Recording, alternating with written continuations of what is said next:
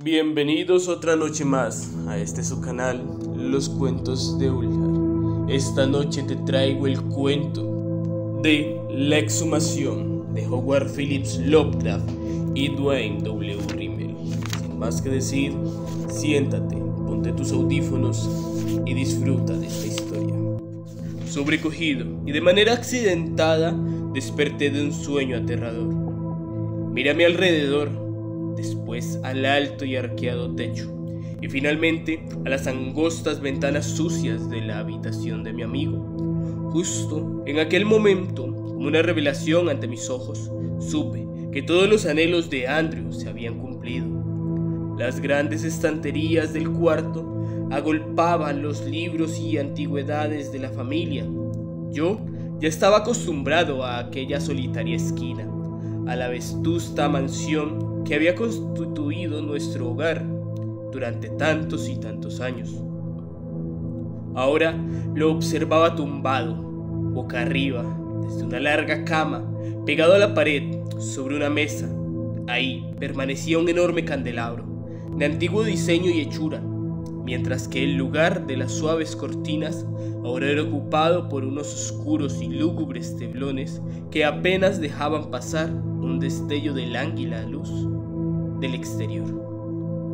Evoqué vividamente los eventos anteriores a mi confinamiento y reclusión en esta auténtica fortaleza medieval. No fueron placenteros, y una vez más me estremecía el recordar el sillón el que yacía antes de poseer el presente. Aquel sillón que todo mundo pensó que iba a ser el último para mí. Los recuerdos ardían nuevamente en relación con las espantosas circunstancias que me había forzado a elegir entre una muerte verdadera y una hipotética. Con la reanimación posterior a través de métodos terapéuticos conocidos solamente por mi camarada Marshall, todo el asunto inició cuando yo regresé del Oriente hace apenas un año y descubrí con total horror que había contraído lepra durante mi estancia en el extranjero. Sabía que había asumido muchos riesgos al cuidar de mi hermano infectado en las Filipinas, pero no vislumbré ningún síntoma hasta que estuve de regreso en mi tierra natal. Fue Andrews el mismo el que hizo el descubrimiento, y ocultándomelo tanto como fue posible, pero nuestra relación cercana pronto reveló la terrible verdad. A la vez que fui acuartelado en nuestra antigua morada sobre los riscos que dan vista al destrozado Habden, de cuyos mohosos salones y extraños corredores arqueados no tenía permitido salir, fue una experiencia terrible, con la sombra amarilla constantemente suspendida sobre mí, pero mi amigo jamás faltó a su promesa, con las debidas precauciones para no adquirir aquel horrible tormento. Al mismo tiempo, hacía que mi vida fuera lo más placentera y confortable posible. Su difunta, aunque algo siniestra fama de cirujano, impidió que ninguna autoridad descubriera mi situación y me mandara muy lejos. Fue casi al año de mi reclusión, a finales de agosto, cuando Andrews decidió hacer un viaje a las Indias Occidentales para estudiar los métodos medicinales nativos. Según dijo, me quedé bajo el cuidado del venerable Symes, el factotum de la propiedad. Hasta aquí no se manifestó ningún signo de desarrollo en mi enfermedad y disfruté de un periodo tolerable, aunque casi completamente solo, durante la ausencia de mi colega. Fue durante este lapso que leí muchos de los tomos que había ido adquiriendo Andrews en el curso de sus 20 años como cirujano, y entendí por qué su reputación, aunque muy distinguida, era un poco turbia. Entre los volúmenes se incluían muchos que hacían referencia a temas fantásticos bastante alejados de los conocimientos de la medicina moderna, artículos no autorizados sobre monstruosos experimentos en cirugías, enumeraciones de los extraños efectos que se producían en trasplante de glándulas y rejuvenecimiento en animales y en hombres también por igual, folletos sobre la transferencia de cerebros y un montón de fantásticas especulaciones carentes del respaldo de físicos ortodoxos. Al parecer, también Andrews era una autoridad en ciertos medicamentos oscuros. Algunos de los pocos libros que hojeé revelaron que había invertido mucho tiempo en el estudio de la química y la búsqueda de nuevas drogas que pudieran ser utilizadas como un auxiliar en la cirugía. Recordando esos estudios, ahora los encuentro infernalmente sugerentes cuando asocio con sus experimentos posteriores. Andrews estuvo fuera más tiempo del que yo esperaba, sin regresar hasta principios de noviembre, casi 4 meses después. Y cuando llegó, estaba ansioso por verle.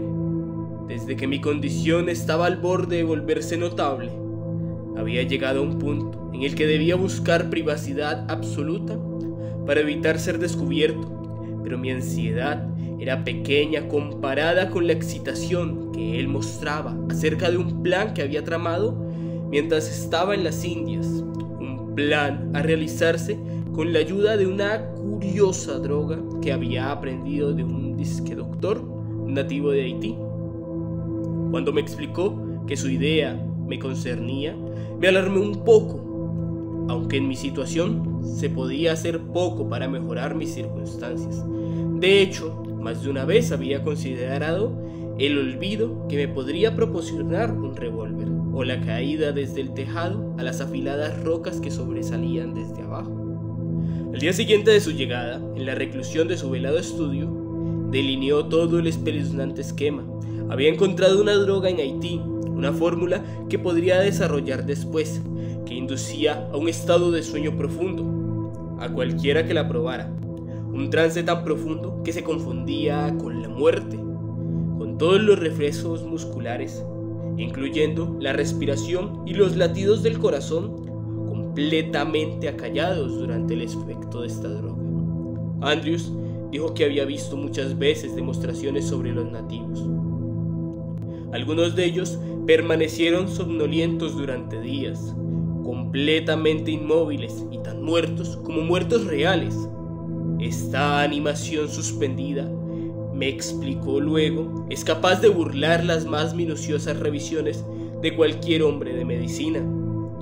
Él mismo, de acuerdo a todas las leyes conocidas, había declarado muerto a un hombre que se hallaba bajo la influencia de esta droga. Me aseguró también que el cuerpo del sujeto asumía la apariencia de un cadáver. Incluso un ligero rigor mortis se desarrollaba en los casos más prolongados.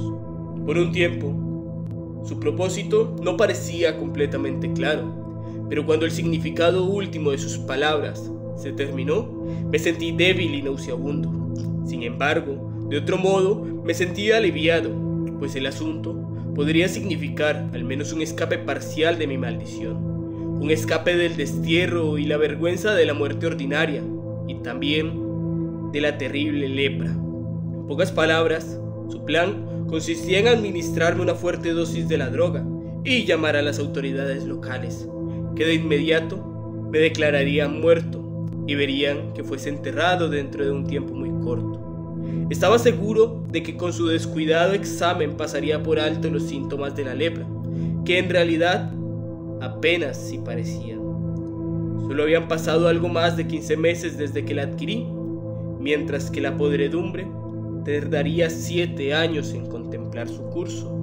Más tarde, dijo, vendría la resurrección. Después de mi entierro en el cementerio familiar, al lado de mi centenaria vivienda y escasamente a 1/4 de milla de su antiguo pabellón, se realizarían los pasos apropiados. Finalmente, una vez sellada mi estancia y mi muerte ampliamente sabida, él abriría en secreto mi tumba y me traería a su propia vivienda de nuevo, vivo y sin ningún daño por mi aventura. Parecía un plan espeluznante y osado, pero me ofrecía la única esperanza de tener una parcial libertad.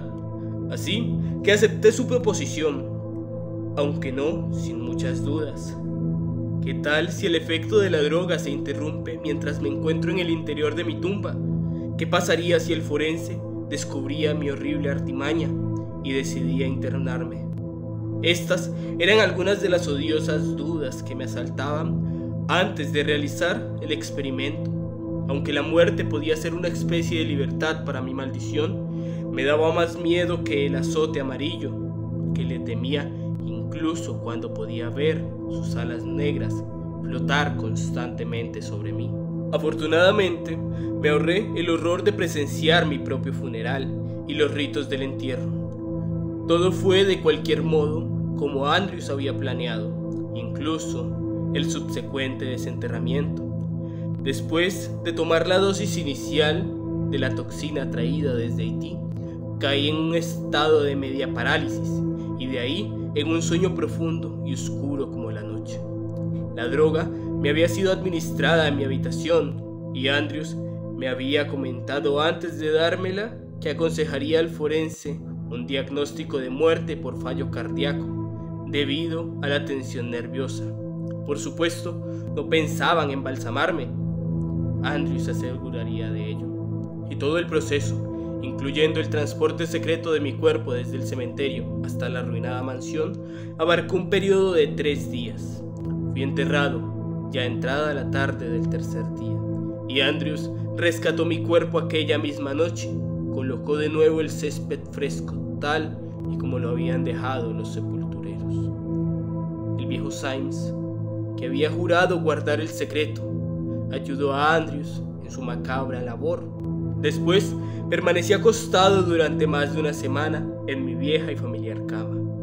Debido a algún inesperado efecto de la droga, mi cuerpo entero estuvo completamente paralizado, así que tan solo podía mover la cabeza débilmente. Todos mis sentidos, sin embargo, estaban totalmente alertas, y al cabo de una semana más fui capaz de ingerir alimento en buenas cantidades.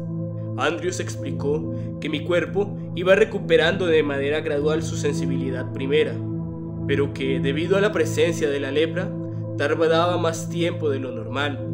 Lucía bastante interesado en analizar mis síntomas diarios y siempre me preguntaba si había algún sentimiento presente en mi cuerpo. Muchos días transcurrieron antes de que fuera capaz de controlar cada parte de mi anatomía, aún más hasta que la parálisis se retirara de mis debilitadas extremidades, de forma que pudiese sentir las ordinarias reacciones del cuerpo. Acostado, mientras observaba mi entumecida mole, era como estar inyectado con anestesia perpetua. Era una alienación total que no era capaz de entender, considerando que en mi cabeza y cuello estaban perfectamente vivos y con buena salud.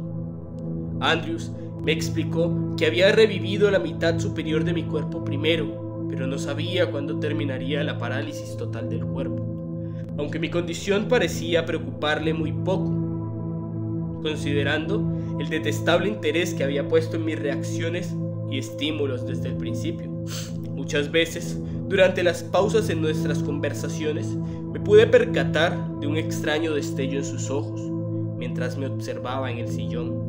Un fulgor de victoriosa exaltación que, de un modo extraño, nunca pronunció en voz alta, aunque a la vez se veía bastante satisfecho de que yo haya corrido por el sendero de la muerte y haya regresado con vida.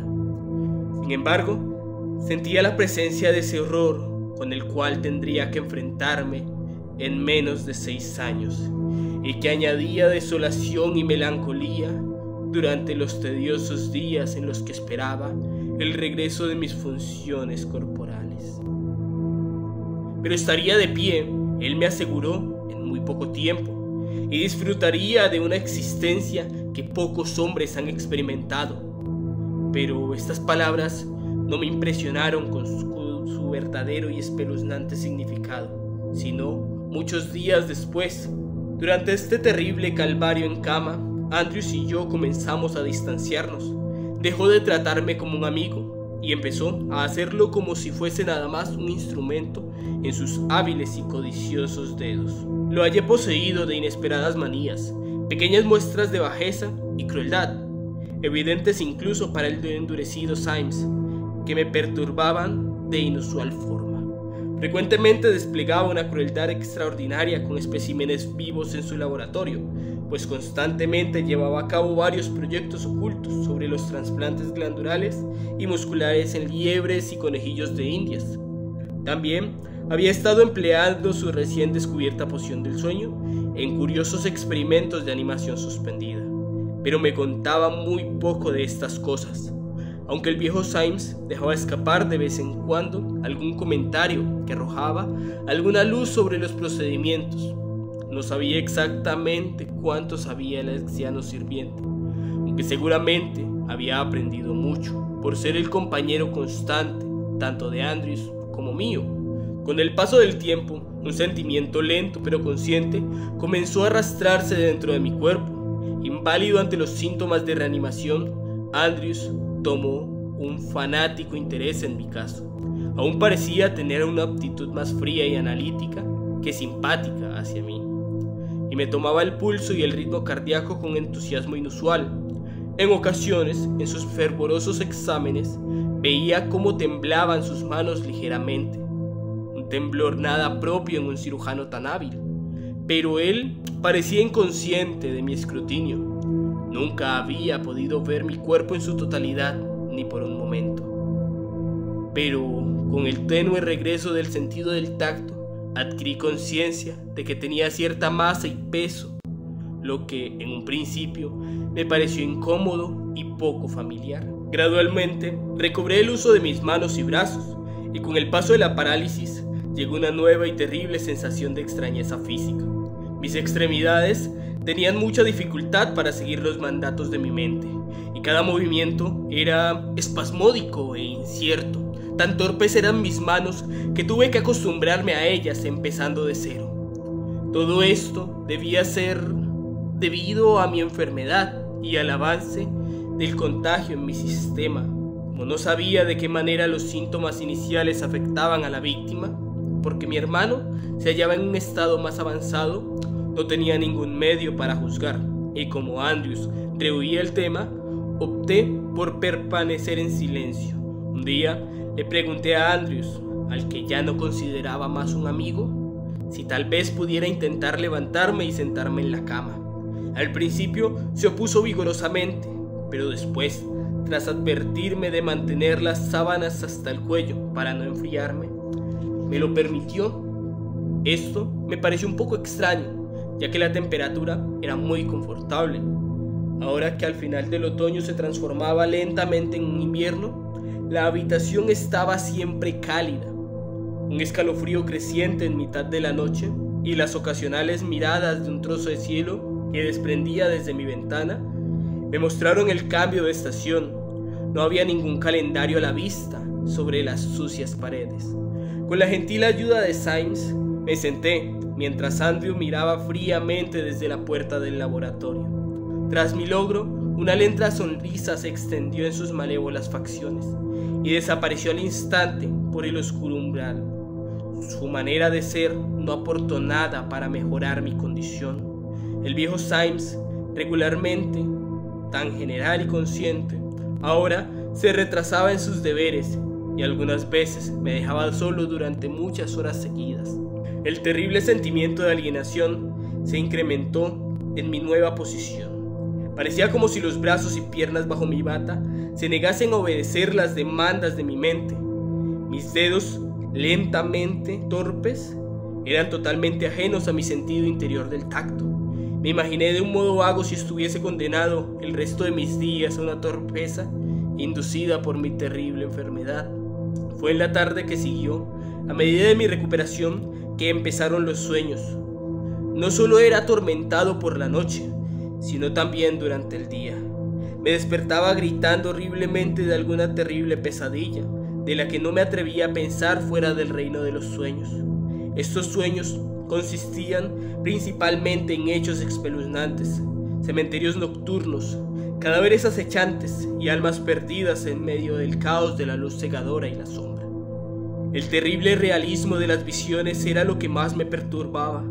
Parecía que una influencia interna estuviese induciendo las horripilantes visiones de lápidas a la luz de la luna e interminables catacumbas de una insaciable muerte. No podía saber su origen y al cabo de una semana estaba bastante frenético por la abominas, pensamientos que parecían entromecerse solo en la transgredida conciencia. Para ese momento un plan se gestaba lentamente, con el cual podría escapar del infierno en vida que me había arrojado. Andrew se preocupaba cada vez menos de mí, mostrando interés solo en el progreso y aumentado en recuperación de mis reacciones musculares normales. Cada día estaba más convencido de que en aquel laboratorio al otro lado del umbral se llevaban a cabo nefastos acontecimientos. Los chillidos de los animales eran impactantes y destrozaban terriblemente mis exaltados nervios, y gradualmente comencé a pensar que Andrews no me había salvado de la reclusión solo por mi propio beneficio, sino por algún detestable motivo suyo. Lamentablemente, las atenciones de Symes se tornaron más escasas, y estaba convencido de que el viejo sirviente también tenía algo que ver con el diabólico asunto. Andrews ya no me veía como un amigo, sino como un objeto de experimentación. Tampoco me gustaba el modo en que sujetaba el escalpelo cuando aparecía en el estrecho corredor, mirándome con una extraña vigilancia sagaz. Jamás había visto una transformación llegar así sobre ningún hombre. Sus facciones, de un atractivo natural, se habían arrugado, y la barba que le crecía, y sus ojos brillaban como si esclavo de Satanás mirara desde su interior. Su mirada fría y calculadora me estremecía horriblemente, y me dio una renovada determinación para liberarme del cautiverio lo antes posible. Perdí la noción del tiempo durante la orgía de pesadillas. No tenía modo de saber lo rápido que pasaban los días.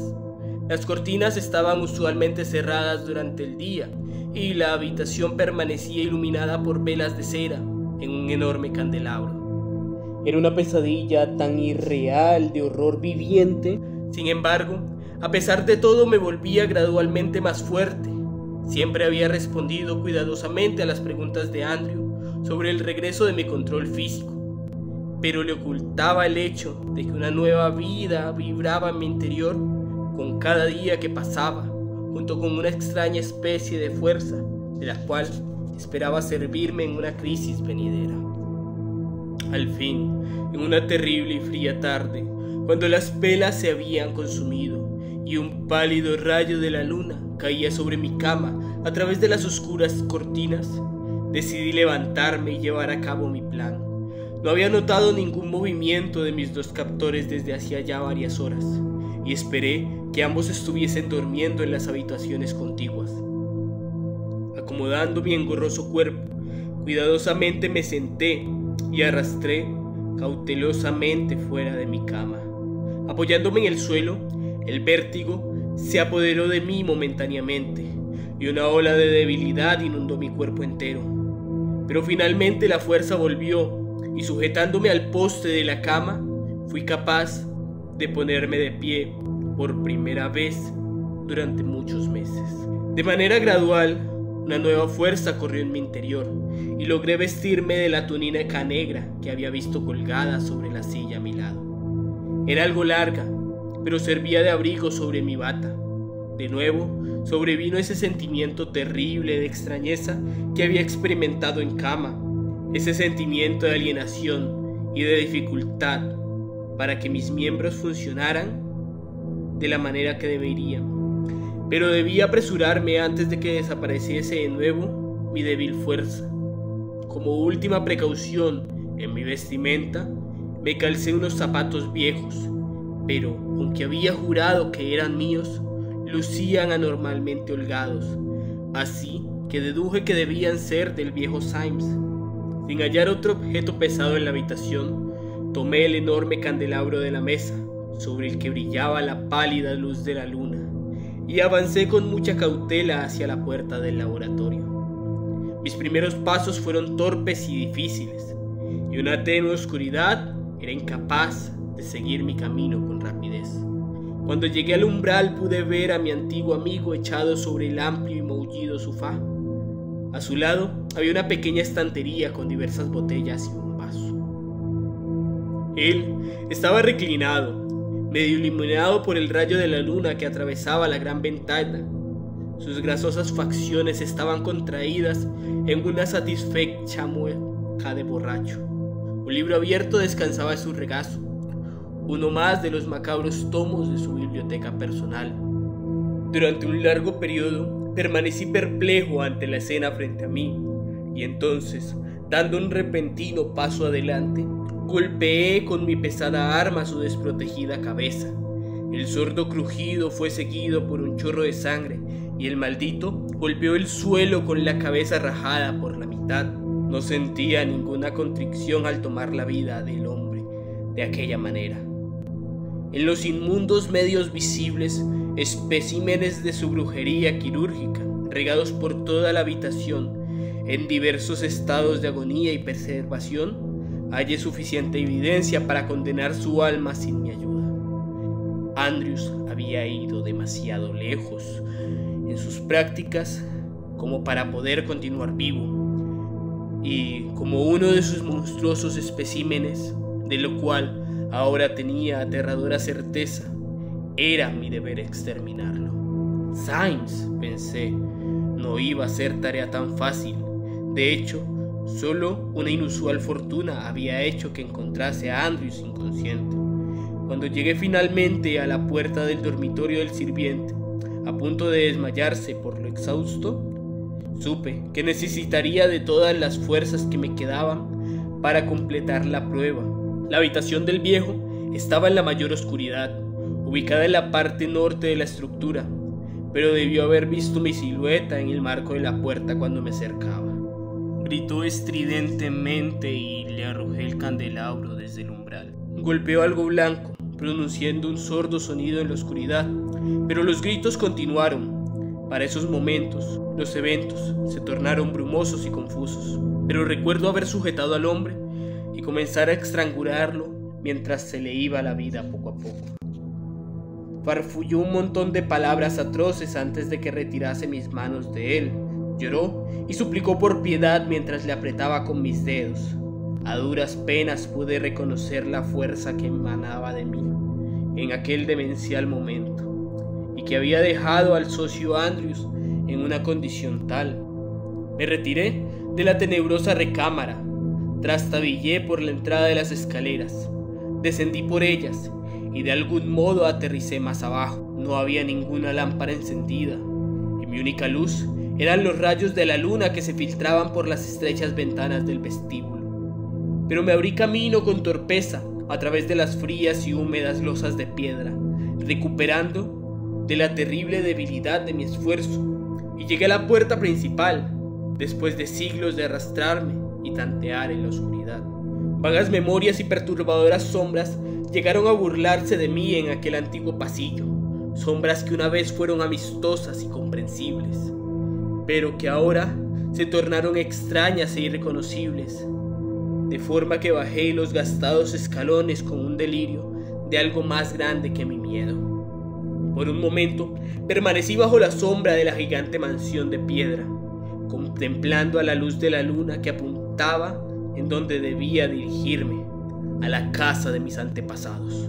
Pero el camino parecía largo, y por un momento me desesperé con solo pensar en cruzarlo por completo. Por último, tomé un trozo de madera seca de modo de bastón, avancé por el serpenteante camino, adelanté unos cuantos pasos. En la luz de la luna se erguía la venerable mansión donde mis antepasados habían vivido y muerto. Sus torres resaltaban espectrales en la luz brillante, y la negra sombra se fundía en la ladera sobresaliente, dando una impresión cambiante y oscilante, como si fuese un castillo hecho de una sustancia irreal. Allí se erguía un monumento en medio siglo, un asilo para todos mis familiares, tanto jóvenes como ancianos, del que yo había desertado muchos años atrás para vivir con el fanático Andrews. Permaneció vacío aquella fatídica noche, y esperaba que siempre se quedara así. De algún modo llegué hasta el antiguo lugar, aunque no recuerdo nada de la última mitad del recorrido. Fue suficiente estar cerca del cementerio familiar, entre cuyas lápidas decrépitas y cubiertas de moho podía encontrar el olvido que tanto había deseado. Mientras me acercaba, la luz de la luna develó la antigua familiaridad tan ausente durante mi anormal existencia. Trastornándome de un modo completamente inesperado, me acerqué a mi propia lápida.